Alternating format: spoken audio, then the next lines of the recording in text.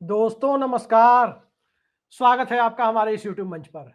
दोस्तों, कल रात से ही जिस प्रकार से नीतीश कुमार ने पूरी भारतीय जनता पार्टी, यूं कहें कि मौजूदा दौर में एनडीए और भाजपा को चला रहे मोदी शाह की जोड़ी की जिस प्रकार से नींद उड़ा रखी है, उसके बाद से अब तक जब चुनावी नतीजे आने में महज 1 महीने बचे हुए हो, उस वक्त तक ये तय नहीं है कि बिहार में एनडीए सरकार कैसे बनेगी, एनडीए चुनाव कैसे लड़ेगा और अंततः बिहार में दोनों गठबंधनों का स्वरूप क्या होगा। सबसे ज्यादा अंदरूनी संघर्ष एनडीए के अंदर दिखाई दे रहा है, क्योंकि जिस तरह से बिना किसी प्रेस कॉन्फ्रेंस के ट्विटर के माध्यम से एक ही ट्वीट कट कॉपी पेस्ट करते हुए तमाम एनडीए घटक दलों के नेताओं ने जनता को यह बताने की कोशिश की कि 101 सीटों पर जेडीयू, 101 सीटें पर भारतीय जनता पार्टी, 100 उसके बाद 29 सीटों पर लोजपा, उपेंद्र कुशवाहा की पार्टी 6 सीटों पर और जीतन राम मांझी की पार्टी 6 सीटों पर। जिस प्रकार से ये बताने की कोशिशें हुई, उसके बाद बिहार में जो रायता फैला, उसके बाद नीतीश कुमार ने जिस प्रकार से तल्खी दिखाई और उस तल्खी के बीच कहां-कहां तार जुटे, कहां-कहां किस तरह की बातें शुरू हुई, किस तरह से गठबंधन के बाहर भी नीतीश कुमार की भूमिका दिखाई देने लगी, उसे आज जारी किए गए जनता दल यूनाइटेड के पोस्टर को जरा देख लीजिए तो सब कुछ समझ में आ जाएगा। क्या लिखा है इस पोस्टर पर? इस पोस्टर पे ये लिखा हुआ है, हर दिल अजीज है नीतीश। अब मुझे समझ में नहीं आया कि नीतीश हर दिल अजीज है या हर दल अजीज है, क्योंकि नीतीश कुमार के बारे में कहा जाता है कि दोनों गठबंधनों को यह लगता है कि सत्ता की सीढ़ी नीतीश कुमार है। मुख्यमंत्री के चेहरे के तौर पर नीतीश कुमार का नाम लगाकर कोई भी गठबंधन चुनावी नतीजे को अपने पक्ष में करना चाहता है। 2015 में भाजपा विरोधी महागठबंधन ने भी यही काम किया और 2005 से लेकर 5, 10, 20 तीन चुनाव में एनडीए ने भी नीतीश कुमार का चेहरा लगाकर यही काम किया।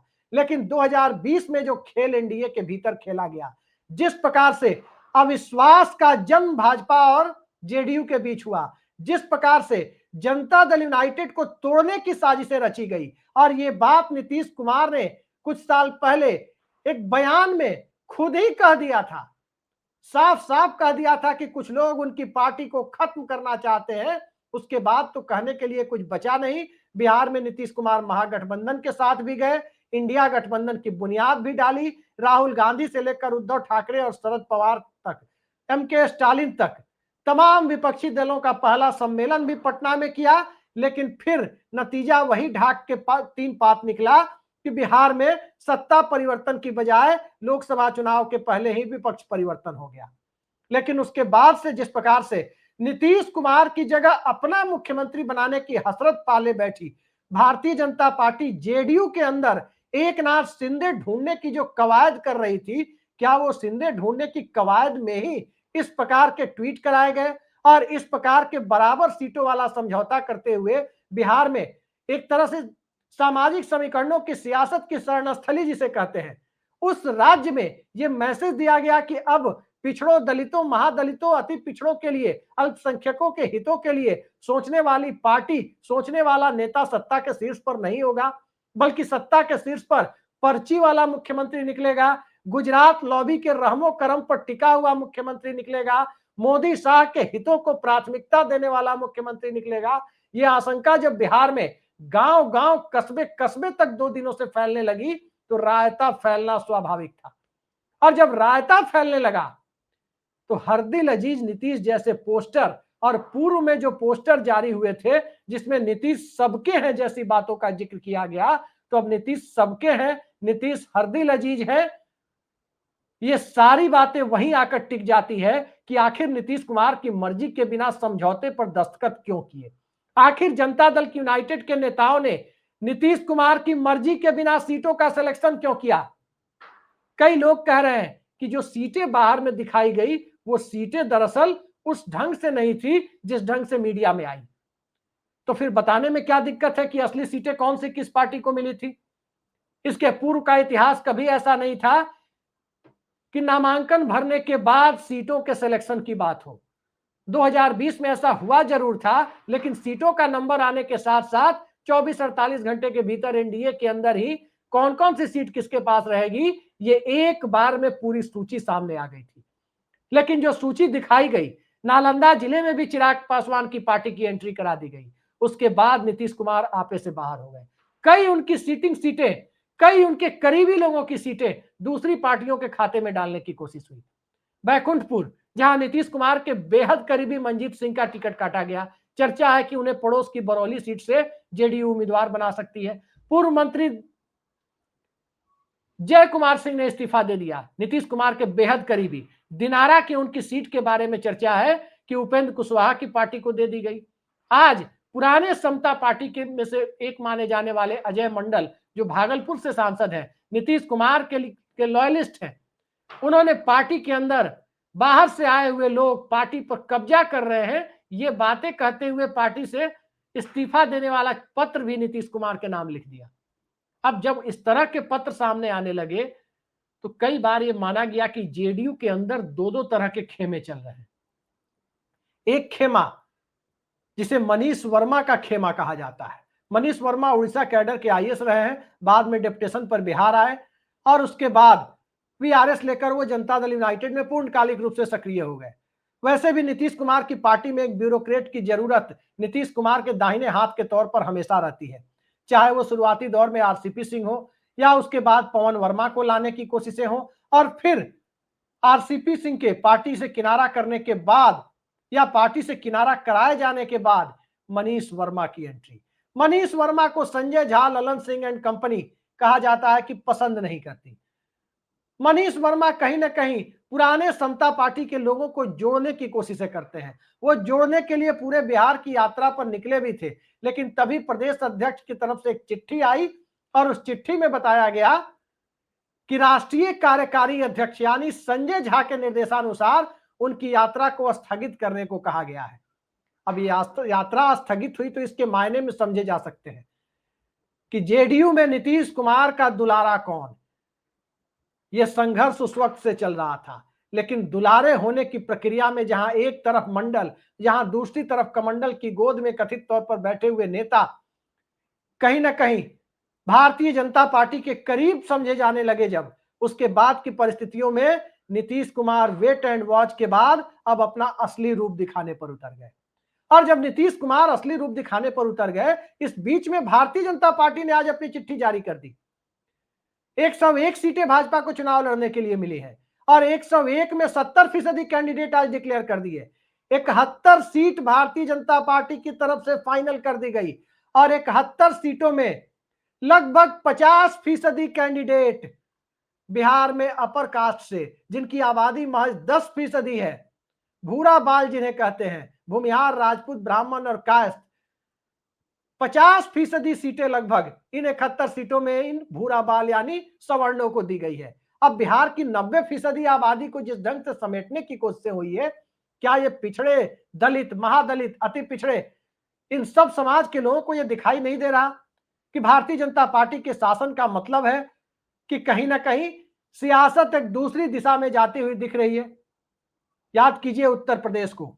उत्तर प्रदेश में 2017 में जब कहा गया कि अखिलेश यादव को कहा गया कि अखिलेश जी आपका काम नहीं आपका कारनामा बोलता है, केशव प्रसाद मौर्य को प्रदेश अध्यक्ष बनाकर चेहरे के तौर पर लाया गया, लेकिन केशव प्रसाद मौर्य सफल होते हुए जब दिखाई दिए, 80% सीटें एनडीए को जिता दी, उसके बाद मुख्यमंत्री के तौर पर लाए गए, ब्रांड हिंदुत्व के उभरते हुए नायक बताकर लाए गए योगी आदित्यनाथ।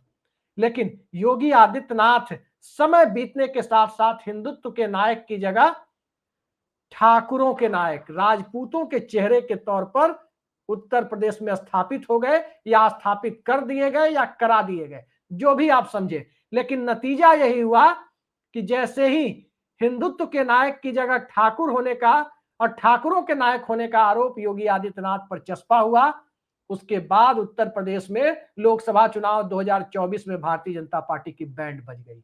अखिलेश यादव और राहुल गांधी का पीडीए, संविधान बचाओ का नैरेटिव भारतीय जनता पार्टी को दूसरे नंबर की पार्टी बना गया। 80 में 43 सीटें जीतकर महागठबंधन यानी इंडिया गठबंधन ने उत्तर प्रदेश में अपनी बढ़त बना ली। बिहार में भी बिल्कुल योगी आदित्यनाथ जैसी भाषा का प्रयोग बिहार में भाजपा के नेता, केंद्रीय मंत्री, जो मंत्री के तौर पर तो गिरिराज सिंह के तौर पर शपथ लेते हैं, लेकिन सोशल मीडिया पर जाते जाते गिरिराज सिंह सांडिल्य हो जाते हैं। वो गिरिराज सिंह कहीं चेहरे तो नहीं बनेंगे बिहार भाजपा के। ये आशंका लोगों को है कि सम्राट चौधरी को केशव मौर्य तो नहीं बना दिया जाएगा। और जिस प्रकार की स्थिति बिहार में बनी हुई है, जिस कदर रायता फैल चुका है कि बराबर की सीटों पर भाजपा और जदयू चुनाव लड़ेगी। नीतीश कुमार ने जिसके बाद अपने तेवर दिखाए, पार्टी के अंदर कई नेताओं से नाराज होकर उन नेताओं को अपनी तलखी से अवगत कराया, उसके बाद अब कहने के लिए बचता क्या है कि जेडीयू और एनडीए के अंदर चल क्या रहा है। नीतीश कुमार ने अपनी पोजीशनिंग तो मजबूत कर ली, अपनी पोजीशनिंग के माध्यम से बिहार की जनता को भी एक मैसेज दे दिया कि जिस अति पिछड़ा कंस्टिट्यूएंसी को उन्होंने 2006 में गढ़ने का काम किया, जिस महादलित कंस्टिट्यूएंसी को 2007 में गढ़ने का काम किया और जाति गणना के माध्यम से सामाजिक न्याय यानी मंडल पार्ट 2 की नई बुनियाद कमंडल के काट के तौर पर 2023 में रखने का काम नीतीश कुमार ने किया। उसके बाद अब भाजपा की सीटों को और लोजपा की सीटों को, जो 130 सीटें हैं, 101 भाजपा और 29 चिराग पासवान की लोजपा, फिर वहां क्या होगा? क्या वहां इन वंचित समूहों का वोट चिराग पासवान या भाजपा को मिलेगा? चर्चा अंदर खाने कुछ और चल रही है। दरअसल चर्चा ये चल रही है कि नीतीश कुमार इस बात पर अड़ गए हैं कि गठबंधन के अंदर बड़ा भाई की भूमिका जनता दल यूनाइटेड की रहेगी। दूसरी महत्वपूर्ण बात जो अंदर खाने से निकल कर आ रही है वो ये है कि एनडीए नेतृत्व तत्काल 25 से 30 फिर से नीतीश यानी नीतीश कुमार ही एनडीए के जीतने की सूरत में चीफ मिनिस्टर होंगे, मुख्यमंत्री होंगे, इसका तत्काल ऐलान करें। अमित शाह आनंद फानंद में पटना भेजे जा रहे हैं। मामला उससे भी सुलझता नहीं दिख रहा, क्योंकि जनता दल यूनाइटेड की तरफ से जो तीसरी खबर है वो सबको चौंका देने वाली खबर है।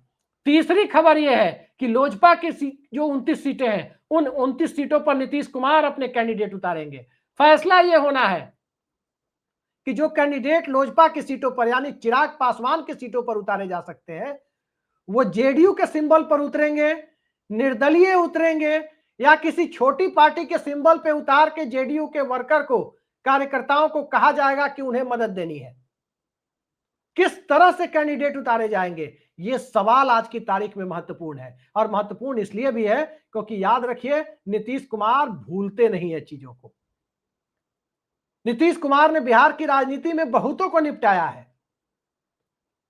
चाहे उनकी अपनी पार्टी रही हो या सहयोगी दल रहे हो। आखिर 2, 2.5, 3% के वोट के आधार पर, अपने जातीय वोट जो उनके 2.5, पौने 3% है, उसके आधार पर कोई व्यक्ति 20 साल से बिहार में शासन कर रहा हो, तो गुजरात लॉबी ढोकला खाकर जिस प्रकार से, ढोकला मुझे भी पसंद है, लेकिन ढोकला के साथ साथ जिस प्रकार से बिहार में हांडी मटन और लिट्टी चोखा से टकराने की कवायद थी, वो पूरी तरह से विफल होती हुई दिखाई दे रही है। पूरी तरह से विफल होती हुई दिखाई दे रही है। आज पूरी गुजरात लॉबी नीतीश कुमार के सामने सरेंडर है, लेकिन तब भी नीतीश कुमार इसके लिए तैयार नहीं है कि आखिर वो करेंगे क्या। क्या ओम प्रकाश चौटाला की पार्टी के टिकट पर बिहार में कैंडिडेट उतारे जाएंगे लोजपा वाली सीटों पर? क्या समाजवादी पार्टी की टिकट पर लोजपा वाली सीटों पर मजबूत कैंडिडेट जेडीयू वाले उतारे जाएंगे? क्या शरद पवार की पार्टी के टिकट पर उतारे जाएंगे या निर्दलीय उतारे जाएंगे? ये बहुत बड़ा सवाल है। या फिर तृणमूल कांग्रेस की टिकट पे उतारे जाएंगे? कई सारे सवाल हैं, जिस सवालों को लेकर के बिहार में चर्चाओं का बाजार गर्म है कि नीतीश कुमार लोजपा को आसानी से माफी देने की स्थिति में नहीं है।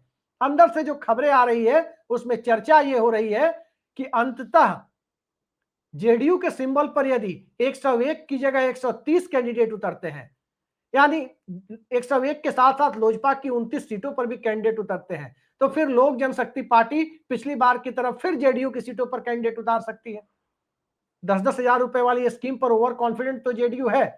भारतीय जनता पार्टी प्रशांत किशोर मॉडल से, जिसे रिवर्स चिराग मॉडल कहते हैं, कहा जाता है कि उसके सहारे डैमेज करने की कोशिश तो कर रही है, डैमेज हो रही है बीजेपी उससे, लेकिन उससे कहीं ज्यादा रायता जितना फैलेगा नीतीश कुमार की सियासत उतनी सफल होगी। ये बात नीतीश कुमार जानते हैं। अतः इस बात की गुंजाइश तो बहुत कम है कि नीतीश कुमार के जो अपने कैंडिडेट होंगे वो लोजपा वाली सीटों पर, कुछ चिन्हित भाजपा वाली सीटों पर भी जेडीयू के सिंबल पर चुनाव लड़ते नजर आए, ये गुंजाइश कम है।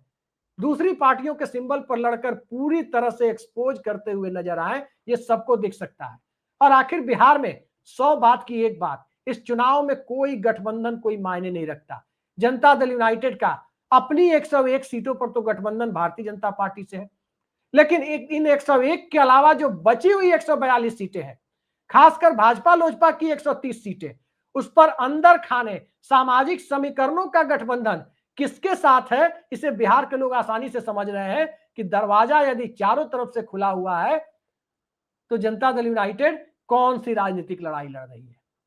जेडीयू 10-10 हजार वाले मॉडल के बाद, रिवर्स चिराग मॉडल के बाद, प्रशांत किशोर की एंट्री के बाद, प्रशांत किशोर की जन स्वराज के कैंडिडेट की लिस्ट देखने के बाद, राहुल गांधी की वोटर अधिकार यात्रा और जाति गणना के मुद्दे के राष्ट्रीय मुद्दे के तौर पर तूल पकड़ने के बाद इस स्थिति में तो आकर खड़ी हो गई थी कि वो सिंगल लार्जेस्ट पार्टी बने।